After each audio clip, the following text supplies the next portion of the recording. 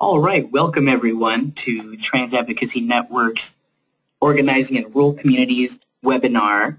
My name is Anand Kalra and I am the Program Administrator for Trans Advocacy Network.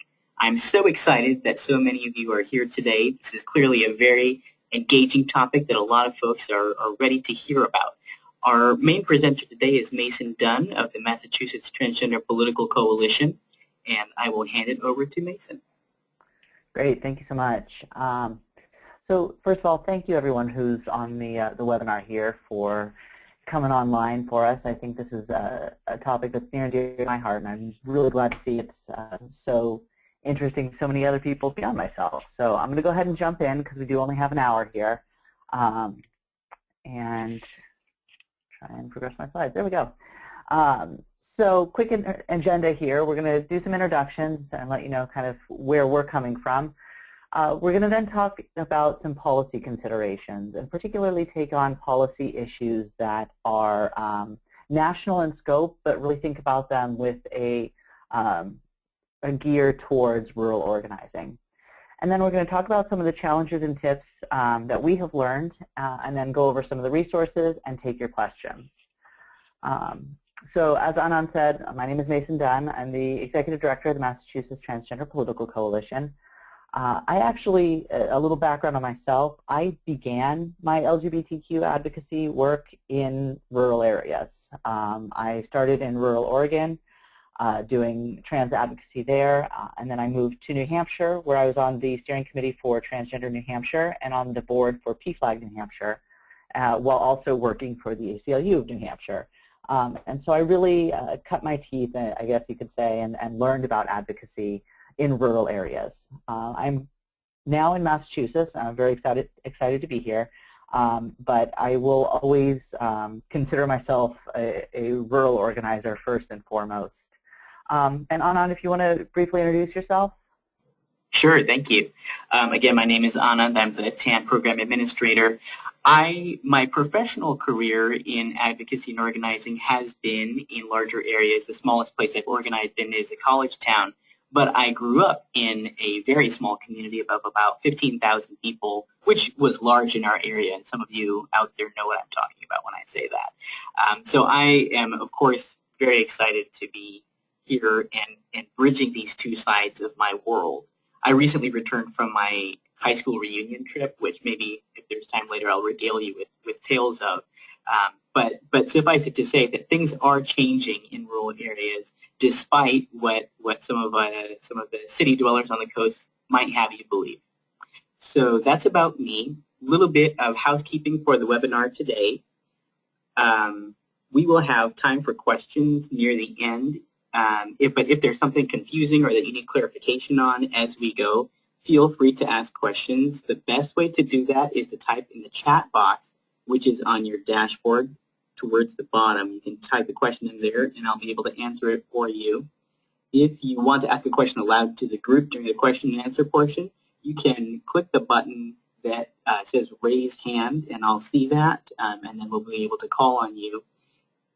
If you are using your computer speakers and mic versus your telephone, it's most helpful if you're using headphones so that if we do call on you, we don't get feedback on the audio. And it's most reliable on the telephone. So on the audio tab on your dashboard, you can click on telephone. It'll give you the phone number to call into. Feel free to use that as well.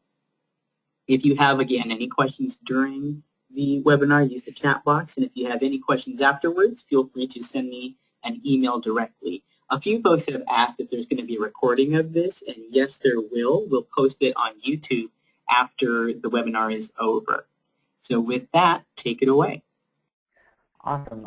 Do we have a quick poll to do? Yes, we do. So as we get started, we want to know a little bit about who is on the call today. So first question, I will launch that, and you can go ahead and click your answer on the screen. Give folks a few moments to do that.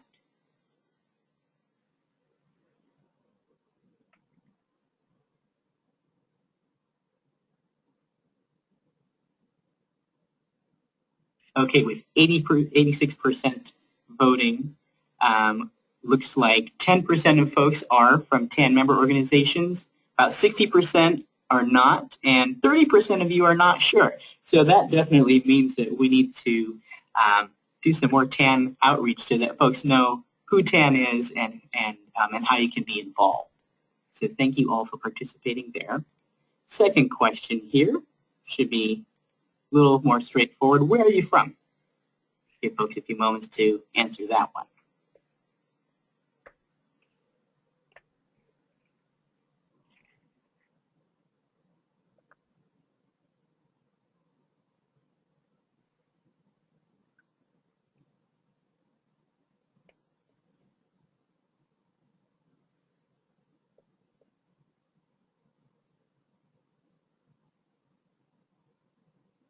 Okay, and with 87% of folks responding, I'll close that one. And it looks like the division is mostly Midwest, 34% in the Midwest, 28% are in the Northwest, Alaska, Hawaii, or other territories, about 20% in Southwest, 8% Southeast, and 11% Northeast. So we have a good representation of folks from all over, and I'm glad to see that. So now that we know a little bit about you, let's tell you a little bit about what we're going to do today. Great. And I wanted to quickly do a shout out to Marissa Richmond with the Tennessee Transgender Political Coalition, who gave some great feedback and input on this topic for me personally. She actually wasn't able to make it here tonight. She had a conflicting, hold on, there we go, lost my mic. She had a conflicting event, so she wasn't able to be here today, but I did want to thank her for her input. So getting into then the group agreements, I want to make sure that we kind of have the understanding of what's happening and some foundational group agreements. I want this to be a safe and respectful forum for people. I want you to have the opportunity to be heard, to ask questions, and do so in a way that is safe and feels safe for you. But I want you to make sure you take care of yourself. So if you need to get up, eat dinner while you're watching this or whatnot, please feel free to do so. And the recording of this will be available online, so if you need to step away, feel free to do so. Step up or step back. Really, I want to encourage participation here. I want to make sure everybody has a voice and opportunity. So please step up, ask your questions, participate in this, but also step back when others are asking their questions or speaking. This is a topic that we're all here for a topic because we know it's a really important element of trans advocacy is working in rural areas. And so I think that we all have perspectives that are valuable to this work. If something is said that you disagree with or that hurts you, please assume the best intentions, but also be accountable for what you say and the impact that it may have on others. But I do encourage participation. For confidentiality, it is important to me personally, so I ask that we all respect the confidentiality of the space. When you ask questions through chat or anything, I will not identify you in an answer, so please feel free to speak freely and know that we will keep that confidential unless you ask to be identified.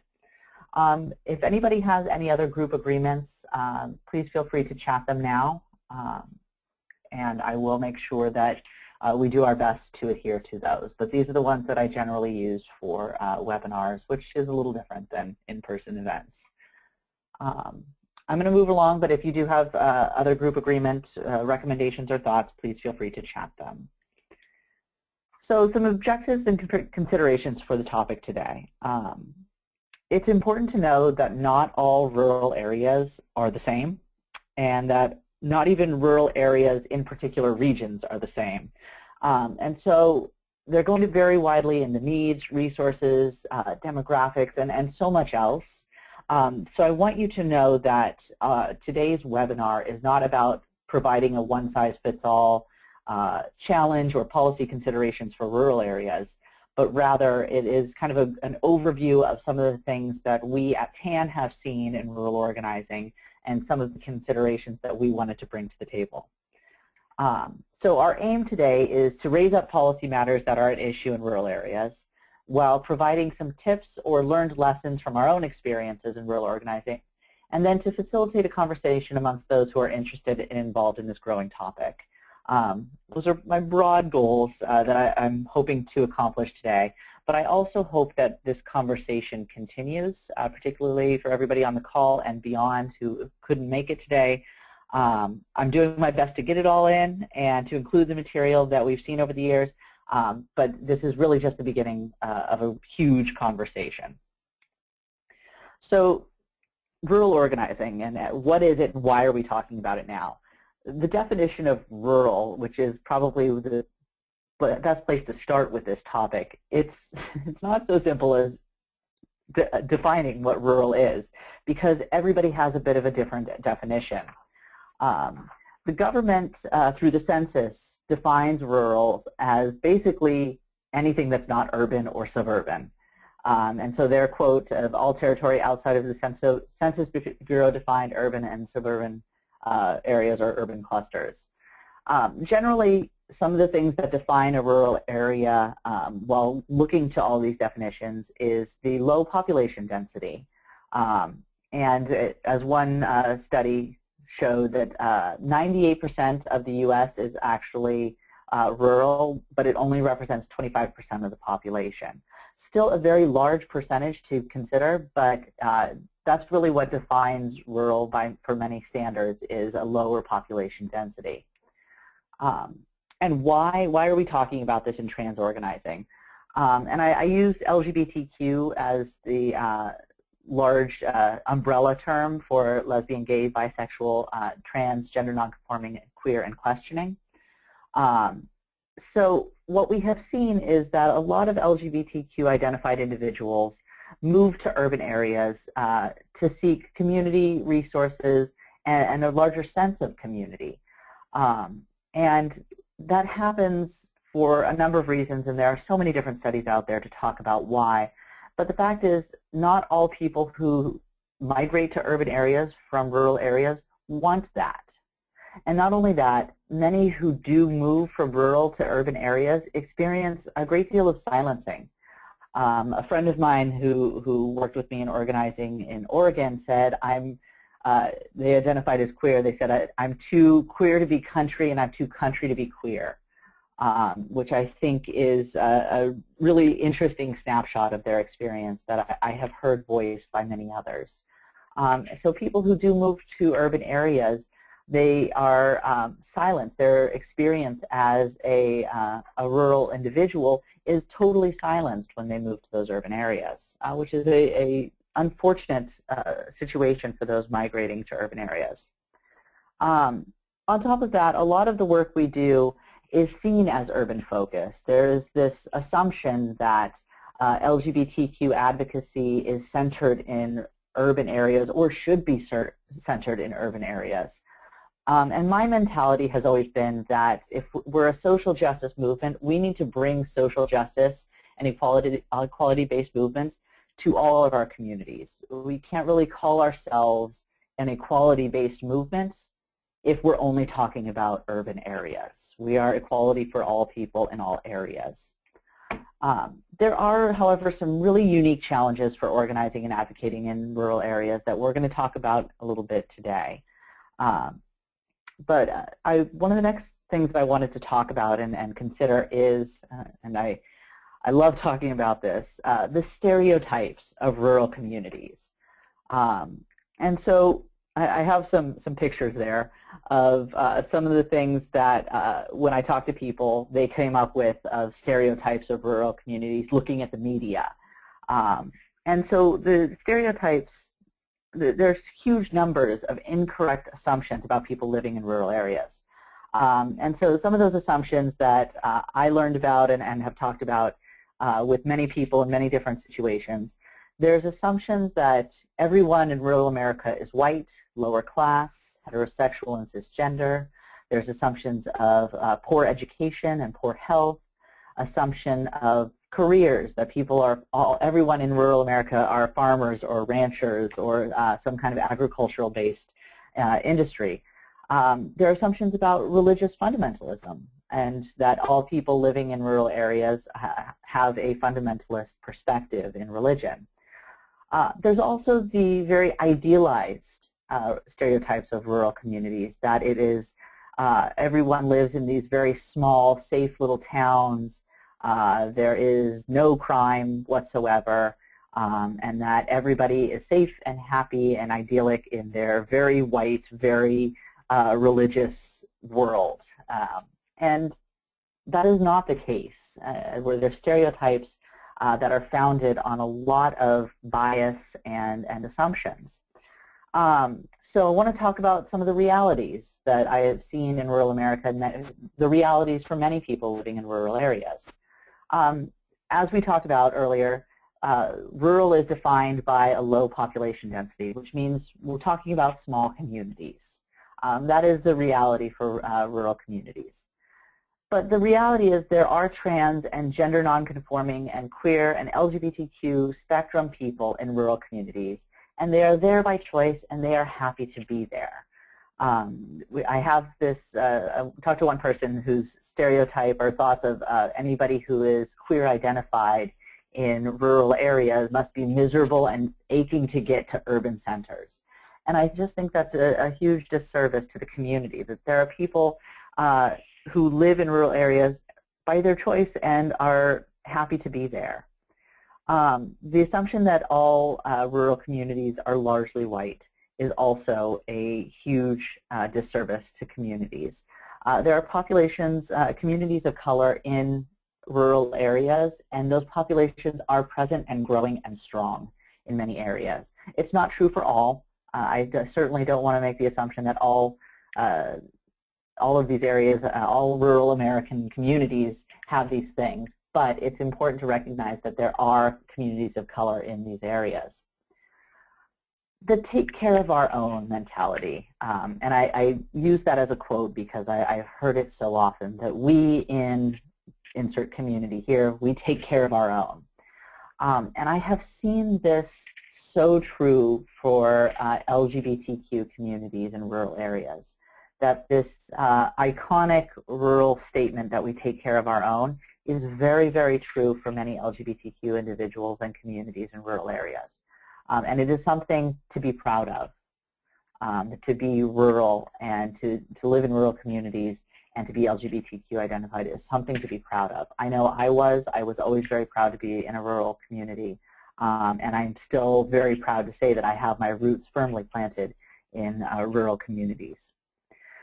So I'm going to switch gears now and talk about some of the policy issues. We're going to first raise some of the policy issues facing rural communities, and they're actually nationwide policy work, but with a rural community focus. And following that, we will talk a little bit about the large overarching challenges in doing this work and some considerations for organizing.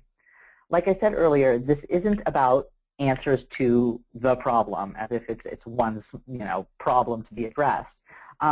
Because rural areas vary so widely in their resources, needs, and considerations, these are things that we are going to raise and talk about and think about, but there are so much more to think about, so something to be aware of. I see that we have 2 hands raised, so if we can hear from them real quick since we're at a good pausing moment. Yes. Rhonda, go ahead.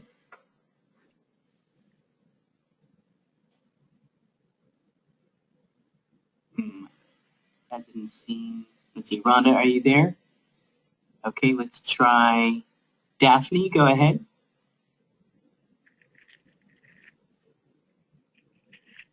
Okay, and I guess those were accidental hand raises. So okay. Carry on. Excellent. And like I said earlier, please, if you have questions or thoughts, please raise your hand and be heard. We'd love to hear from you. I always say that when I'm speaking and doing workshops and things, I'm the type of person that I forget my questions at the end of the lecture or end of the presentation. So please raise your question, raise your hand when you have the question, comment, or concern. It just flows better that way. So going back into what I was saying, we're going to talk first about some of the policy issues with a rural focus. These are the topics I'm going to hit. Again, this is not an exhaustive list. There are so many, and I had a hard time choosing which ones I wanted to talk about. But these are some of the ones that I really think are important to raise up. Immigration and ICE interactions, economic justice, military exclusions, homelessness, healthcare, partner and family abuse, USDA policies, and schools. So without much further ado, let's jump right into immigration and ICE interactions. So undocumented migrant workers in rural areas, it's a very large and growing community. The USDA estimates that 500,000 unauthorized workers, that's how they classify people in this situation, are estimated to be working in the agricultural industry. So this is a very, very large population, and a population that sees massive barriers in so many ways. Particularly talking about ICE raids and roadblocks.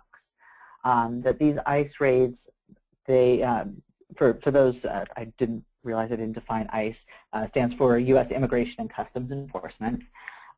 These raids create a climate of fear, intimidation, and discrimination amongst communities in these areas. These targets create a real barrier for individuals that needs to be addressed. They are extremely intimidating. And when we compound that discrimination and intimidation with already prevalent culture of fear, fear of discrimination or outing for trans identities, the need for immigration advocacy is very, very, very clear. Trans workers are more likely to experience intimidation, sexual violence, and mistreatment by employers.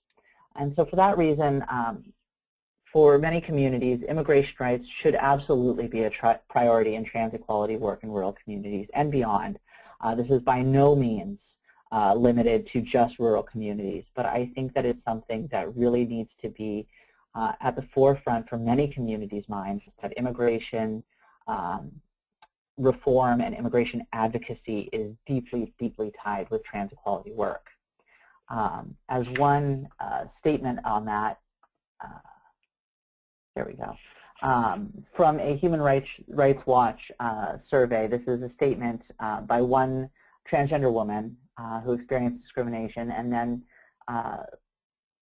experienced further discrimination in California on the basis of her trans identity. I'm going to give participants a moment to read that since I don't want to read it aloud.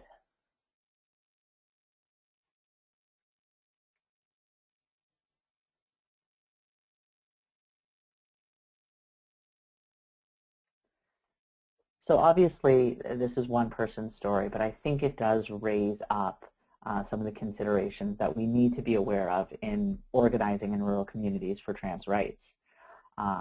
This is a topic I could go on about, and others can as well, but this is just raising that policy issue up. The next one that I want to talk about quickly is economic justice.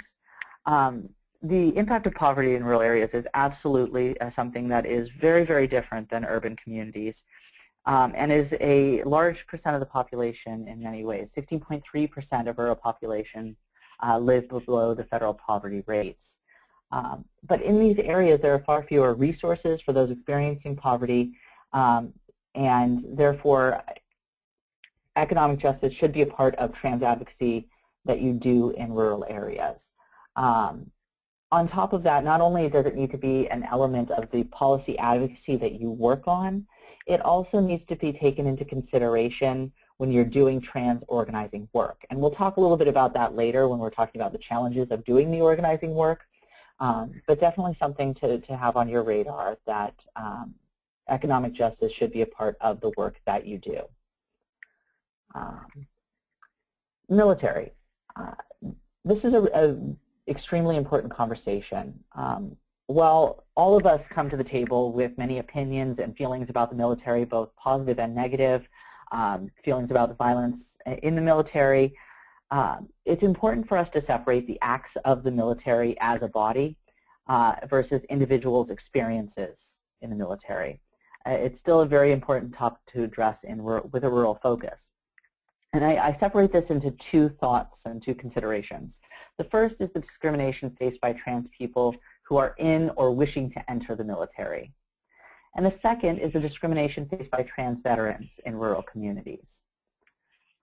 So going down that first path, for many in rural communities, entering the military is a very real career option. It is a accessible, honorable, desired service occupation. For some people, it is a family tradition that they go into the military. It is something that is accessible. So it is a very real career option.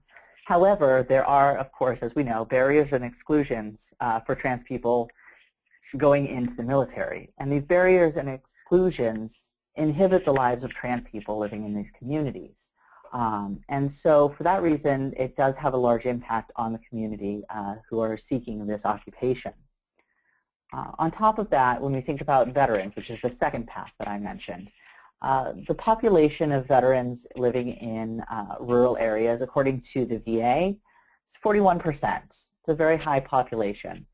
And already, without even entering into the conversation about access to trans health care, we know that health care support and community for veterans in these areas is something very difficult to achieve and access.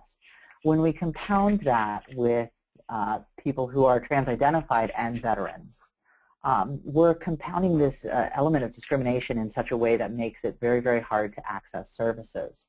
And so for policy points to have on your radar, ending the ban on trans identities in the military should be a policy point to be aware of in rural organizing, as well as increasing the availability for trans-inclusive care and support for veterans.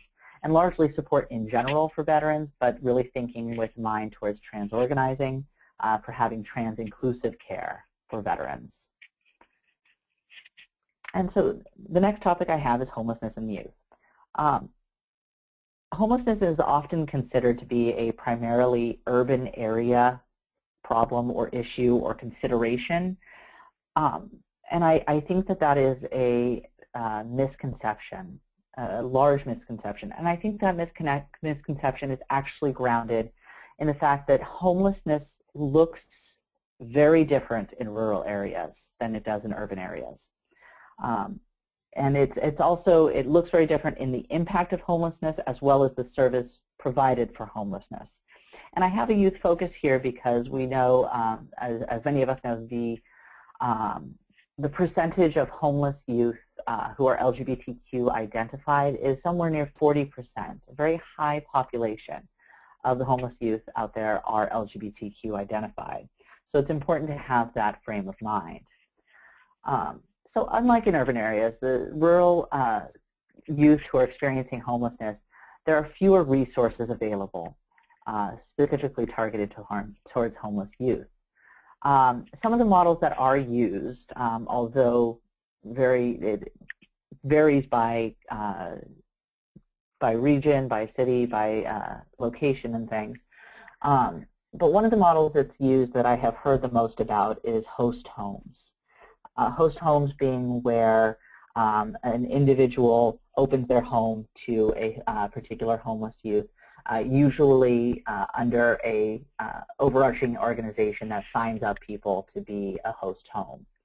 But this particular model has seen a number of challenges, specifically working with LGBTQ youth. Many of these host homes have bias towards LGBTQ identities. There's a lack of knowledge. There can be issues of abuse, potentially, for these homeless youth seeking host homes. And so there needs to be an emphasis for raising awareness, training, and funding for host homes, specifically thinking about LGBTQ youth. The shelters that are in rural communities, the ones that I have largely seen, they do struggle.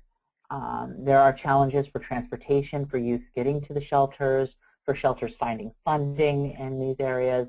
And so it's important to recognize that rural shelters look very different than urban shelters, and that even shelters in one rural area are going to look very different than shelters in others. But it's important to recognize that homelessness can look very, very different. And I say that it looks different because there are, for instance, homeless youth in rural areas are more likely to be living with friends and couch surfing. There's also issues of doubling up where multiple families live in one home, or people living in abandoned buildings, abandoned shelters, or even living in buildings with substandard coding, and so houses that are not safe to be lived in, all contribute to the element of homelessness looking different. So moving on to healthcare. Finding trans-inclusive healthcare in rural communities, a friend of mine terms it, it's difficult at best to find trans-inclusive healthcare. I have been in communities where a healthcare provider has said, marketed themselves as LGBTQ friendly or LGBT friendly, but many of these are so often unprepared for trans clients that there are misconceptions about what it is to be a LGBTQ friendly healthcare provider. On top of that, we layer the stigmas of mental health care, and what those stigmas look like in rural communities can oftentimes compound the idea that people shouldn't seek mental health care. People shouldn't seek competent or inclusive health care. And this topic, confidentiality, it's probably one of my favorite words. I love talking about confidentiality because I think it is something that is so vitally important. And particularly when we're talking about small communities. People fear for their confidentiality when they see a healthcare provider. We're talking about small communities where information in many cases can travel very quickly to families, to employers, to schools, to community members at large. And so there's a fear of going to the doctor, to talking about trans identities, to addressing healthcare concerns with your doctor that may be related to LGBTQ identities, much less trans identities specifically, because of the breaches to confidentiality that happen so often. And so in thinking about policies and thinking how to organize around healthcare barriers, one thing I always advocate for is getting out there and educating. Educating people, educating healthcare providers about being LGBT inclusive and friendly, and then networking those providers, giving them opportunities to talk to one another. If you know of a doctor or healthcare provider in a rural area who is doing this work, who is trans inclusive, network them with other healthcare providers in the area or outside the area so that there is more opportunity to find healthcare. And then thinking about the fact that it's difficult at best to find a trans-inclusive healthcare provider, oftentimes those providers that are actually trans-inclusive are a substantial distance away.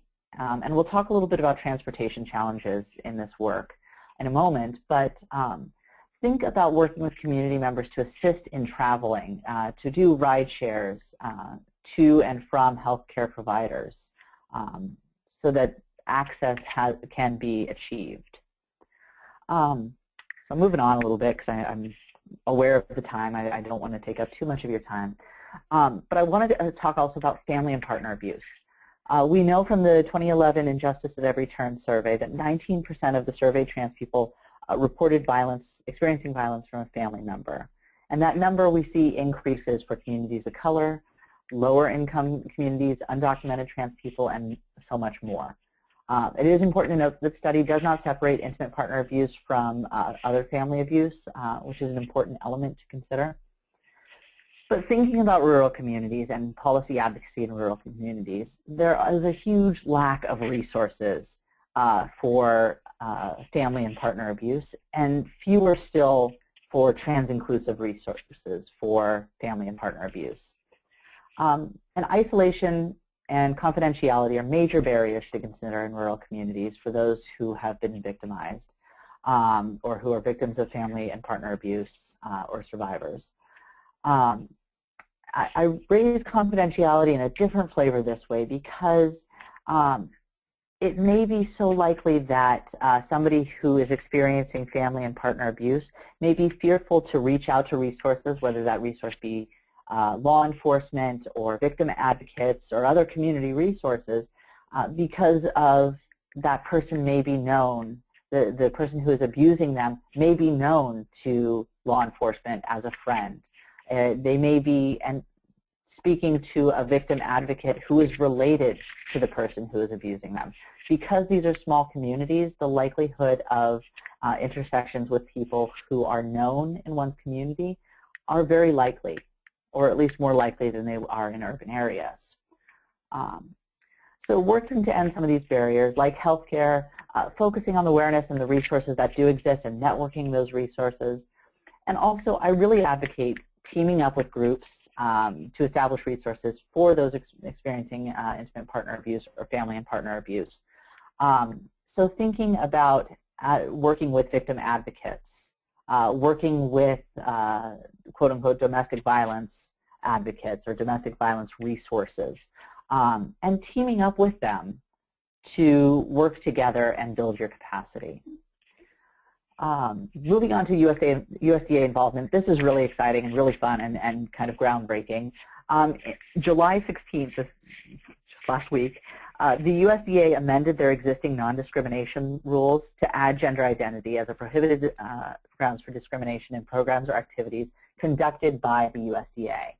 And so this governs all USDA conducted programs, but not third-party involvement. So for example, the USDA loans that are very common in rural areas, they can no longer be denied on the basis of somebody's gender identity or expression. It's important to note that further work is needed to expand those protections with third-party involved groups with the USDA. But this is really exciting and really a great opportunity to raise awareness in these areas and on this topic. On top of that, on top of this rule change, they're doing a great awareness campaign called #RuralPride. It's done in conjunction with NCLR and True Colors. They're hosting summits to discuss LGBTQ identities in rural communities. I have the link there, and I'll provide that link at the end as well. But that's a great place to bring this conversation and to get even deeper into this topic. So it's a fantastic opportunity. You can go to their website to learn about upcoming summits. There have been very few, but I understand that they are scheduling more every day. So very exciting. And lastly, for the policy consideration, are schools. GLSEN recently did a survey of rural LGBT students, and what they found is that 87% of the students reported being verbally harassed in school, 45% reported being physically harassed, and 22% reported being physically assaulted at school because of their sexual orientation and gender identity. My apologies, I cut that short a little bit. But that was on the basis of their sexual orientation and gender identity. This is a fascinating statistic, and one that I think needs a lot of work. What they found is that 39% of rural LGBT students whose school computers have internet access said that they could access LGBT-related websites. And so that leaves a huge percentage of students who cannot search for LGBT resources or related websites from their school computers. And you compare that to the 44% of suburban and 44% of urban students who could get to those websites from school computers. So what this means is there's an issue of censorship in schools for LGBTQ youth. The fact that searching transgender on school computers is blocked is a huge element of censorship and is reducing the likelihood of students getting access to these resources. One example that is used is, for instance, the Trevor Project, a LGBTQ suicide prevention website, is blocked by school computers with internet access. It's a very unfortunate and challenging issue. And I think that it has a overarching feeling, creates an overarching feeling and culture around LGBTQ issues that students are not allowed to search, students are not allowed to think about, arguably, LGBTQ identities and impacts their feelings of safety and acceptance and possibly attitudes towards education. If you feel as though you cannot be out in your school, it is creating this sense that education is not a place for LGBTQ identified people. And so it's a massive issue to be aware of and to think about. There we go. So shifting gears a little bit for a conversation about some of the challenges in rural organizing and some of the things that we've learned along the way. The first topic, isolation. The feeling of isolation for LGBTQ identities and really specifically trans identities in rural areas is a difficult challenge to be aware of and to work against. There's a sense that trans community is limited, that for instance, I've talked to people who say, I'm the only trans person within 50 miles that I know of. I'm the only out trans person that I know of in my school, in my town, in my county, which can lead to the feelings of anxiety, depression, and so much else. So some considerations when thinking about isolation of trans identities in rural areas. The first is, for some people, isolation may actually be desired. I've spoken to so many trans people who move to rural areas because they want to be isolated, because they don't want to be amongst community for whatever reason. And so it's an important consideration to be respected and to understand.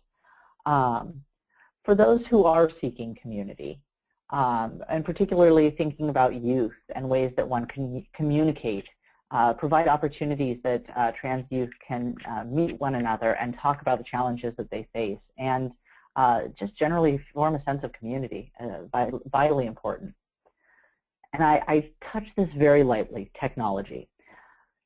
Technology can be a major limiting factor for those in rural areas. One is the access to technology, and we can go back a few slides and talk about that for LGBT and specifically trans youth who cannot search the word transgender on their school computers. Obviously, the access could be very limited for rural areas, much less finding access to technology in a private way that you can actually talk about and feel comfortable talking about this. I know in my experience, a number of people rely on libraries and schools to access internet. And so it's important to recognize that not everybody has internet. Not everybody has a safe connection or a private connection to the internet. So I say limit that or be aware of that and have conversation amongst community members about it. There's also a very limited number of resources available for trans identities living in rural areas. I know there are particularly people on this webinar who work in rural organizing, who work to tailor resources and provide opportunities for trans people in rural areas. But there are still very few resources, and more groups need to be doing this kind of work. And that means there's a lot of misleading information out there, a lot of misinformation about trans identities through technology and through the internet. And so be aware that there's so much misleading information out there. Some of the work we are doing is basically trying to repair the damage of the misleading information. Meetings and locations. When you're talking about organizing for trans advocacy in rural areas, you have to think about where you're meeting, when you're meeting, and how you're meeting. And obviously it's a natural growth, the topic is a natural growth out of the challenges created by isolation. Some of the challenges to think about, transportation. Some people in rural areas have no transportation or unreliable transportation. We're talking about areas that have very limited public transportation. And so getting to a meeting that's happening 20 miles away may be a very, very difficult challenge for community members to overcome. On top of that, you may be talking about people who are driving 3, 4, 5 hours to get to a meeting that lasts an hour. And so that is a challenge to be aware of and to think about, of how far are people driving to get to this meeting, to get to this opportunity. There is oftentimes no hub, no center of activity in these areas. And so there's no one place you can go and know that you'll always have space and know that people can get there. And so the ways that we've worked with this, and the ways that I've worked with it, and others that I have worked with in the past. Again, very, very cautious of using technology. Proceed with caution. One of the ways that I've seen this overcome is bringing people in one county to one location, somebody's house who does have internet, and then Skyping in that group to a larger meeting. So creating your own regional hubs, county hubs, or town hubs for state-based meetings. I've seen groups that use regional meetings, again, kind of using the county illusion here of having a county regional meeting who sends a representative to a larger state-based group so that you ensure that rural voices have a place at the table for these larger state groups. I encourage coordination of ride shares, of host homes, doing things to reduce the impact or challenges for transportation. And something I advocate for very heavily is moving your meetings. Move your meetings from county to county, town to town, so that you give the opportunity for people to show up who might not otherwise have that opportunity. And it also really gives you the opportunity to hear from people in those areas who might not otherwise have a voice. So I'm a huge proponent of moving your meetings around your state. I'm running short on time, so I'm going to bust through a little bit of confidentiality, again, one of my favorite words. Be aware that members of your community may not want to be outed by attending meetings. We're talking about areas where, yes, information can travel very quickly to families and workplaces and schools. So the fact that you advertise or put out or communicate the fact that you're meeting, you know, this trans organizing meeting or this trans advocacy meeting is happening at this location, at this community center, and you put that information out there, you may be reducing the number of people who want to show up or are able to show up because they fear being outed by being there. And so I encourage people to meet in neutral locations and really get creative. I have seen community meetings in parks and community centers that wouldn't often be facilitating these types of things. But be mindful also of your advertising. If you are putting out flyers for your advocacy and organizing meeting, you may be reducing the people who want to attend simply because they fear being outed. And I encourage you to have conversations about confidentiality with your group, particularly knowing that casual greetings on the street, if you are known to be a trans advocate in this area doing this work, greeting somebody on the street who went to your meeting could out them and could have resounding impact in their lives. So open up conversations about confidentiality with your group. Community members may struggle with accessing services. Again, we talked about travel and the distances, much less access to reliable transportation. And so I think it's important for advocacy groups to think about finding ways to work with community members, to find resources, to map those resources, and coordinate ride shares and traveling resources whenever possible. And I encourage you to find ways to make this a sustainable model. And I'm going to point to an organization I love and I have deep, profound respect for. It's an organization out of Vermont called Have Justice, Will Travel. It is a partner abuse and victim advocacy group who really built the model on making sure people had access to legal resources, to community resources, by bringing it to the communities. And so I encourage you to take an opportunity to look into that organization as a possible model for trans advocacy in rural areas. And also, the last is listening. The needs and priorities of rural communities will vary within a state, within a county, will vary widely.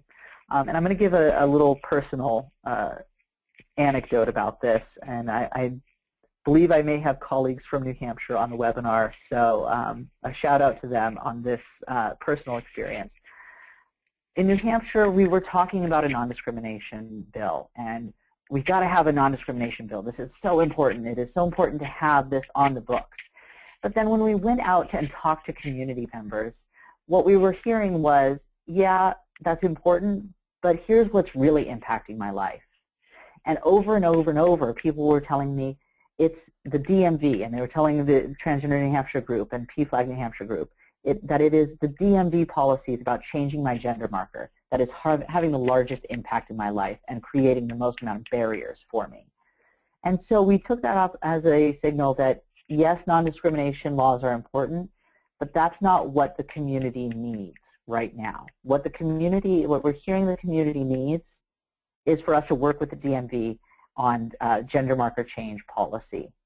And so take that opportunity to listen and make sure that what you're doing and the work that you're doing is really matching up with the needs of your community. I also encourage you to listen to other organizations doing social justice work.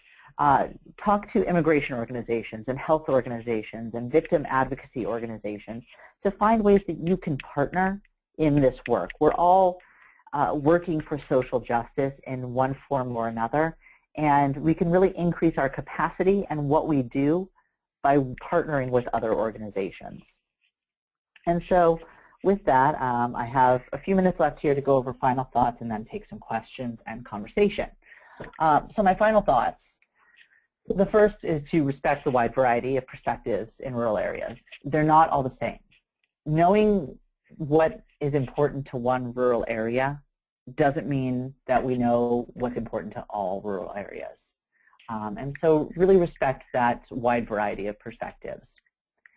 I didn't hit this as hard as I would have liked, mainly because of time, but really be creative. Rural organizing gives you the opportunity to work with so many different communities and organizations, as well as to really think outside the box of how organizing is done. And so I really encourage creativity and be innovative with your approach, and think about how your work can change the way that we look at advocacy. So something I think is really important and exciting. Think about the impact that you have and the approaches that you take, what that impact will be on individuals. And I've touched this on isolation, that we can end isolation for those who want to end isolation in their lives. You can have a huge impact on people's lives. But on the flip side and on the negative side is thinking about the impact that the way that you organize will have on confidentiality and protecting community members and their confidentiality, their desired confidentiality in their communities. And at the end of the day, I think this is what really brings us all together and brings us to this conversation, is working to erase stigma. And I think clearly we all want to erase the stigma against trans communities, but I also want to erase the stigma of rural communities, of communities of color living in rural areas, and so much more. As I spoke, I think the third or fourth slide there, the stereotypes of rural life and rural communities are very damaging and very hurtful. And if we can erase those stigmas and raise the awareness that there are trans people living and loving to live in rural communities, we can do so much good. So I'm very passionate about that. With that being said, I know there were a lot of topics that I buzzed over really quick, and so I want to give the opportunity for questions in the space, either through the chat feature or raising your hand. See what we got. We have one question came in through chat that says, I was wondering if there's a site, a hub on the internet, where someone can locate trans-friendly organizations, doctors, stores, etc., with regards to rural areas.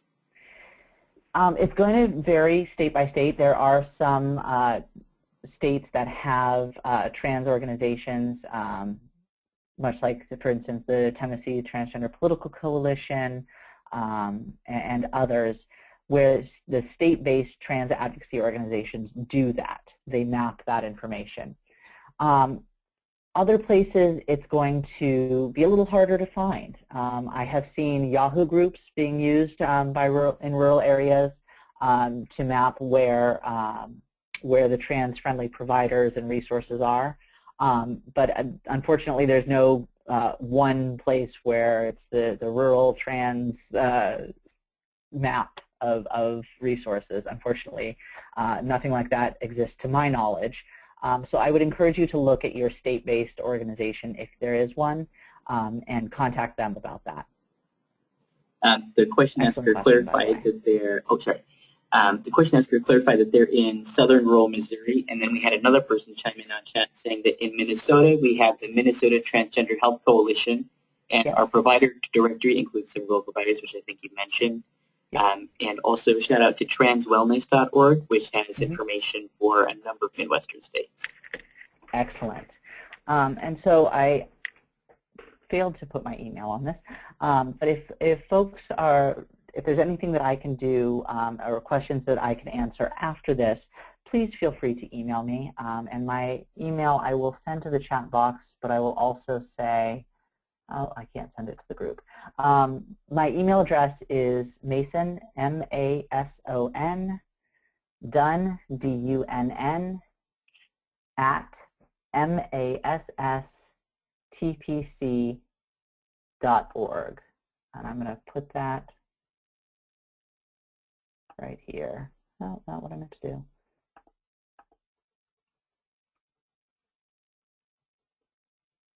Excellent. That is my email. Please feel free to email me with questions, comments, concerns, or if there's anything that I can do to link you to other resources in other states, I'm happy to do that if I can. Are there any other questions?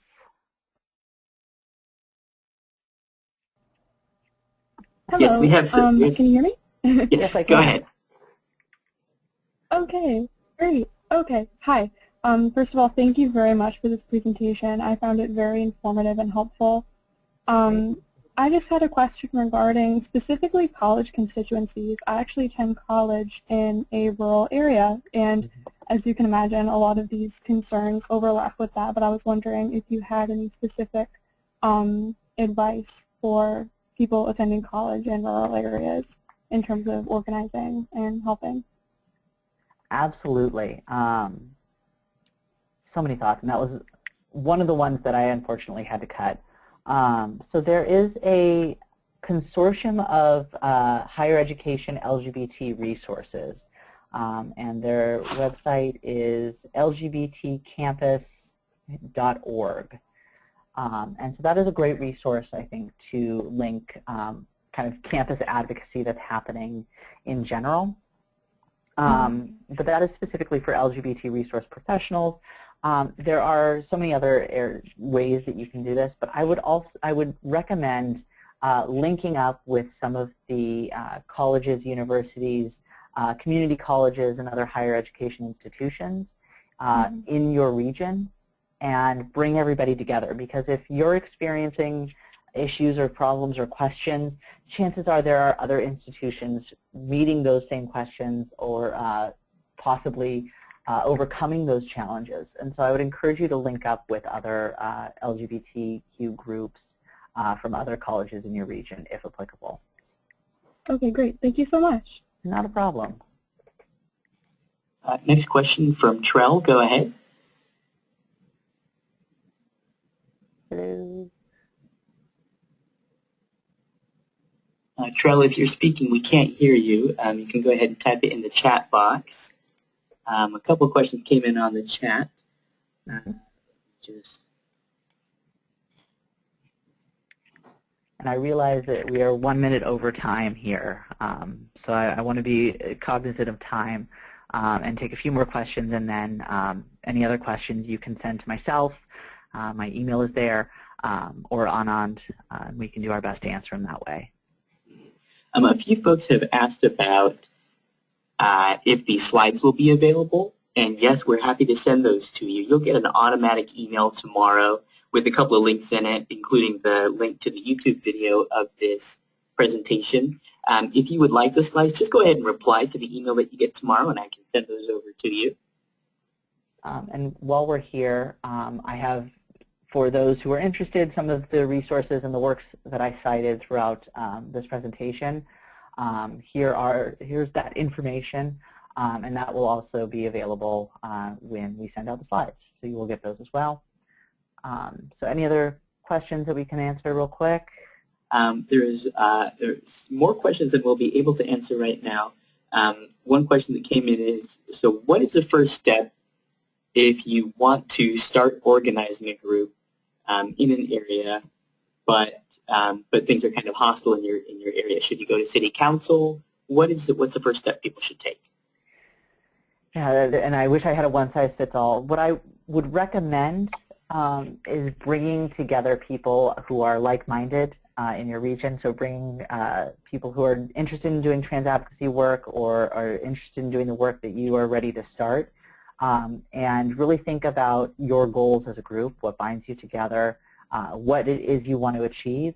And then from there, think about what is the best form to achieve those goals, whether it would be partnering with an already existing organization, creating your own organization, becoming a program within another organization or other ways, but really thinking about your goals before you think about your form, because your goals will better inform your form.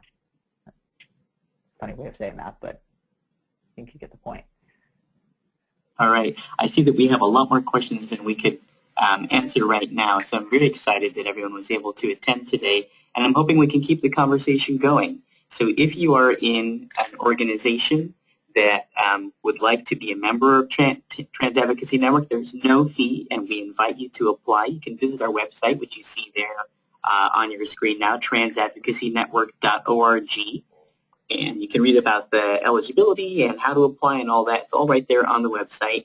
If you have other questions that you'd like to follow up with us about, like I said, you'll get an automatic email tomorrow. Feel free to respond directly to that, and we will do whatever we can to help out. Thank you again to everyone for dedicating your time and attention to this webinar. Thank you especially to Mason for taking the time to present on this topic.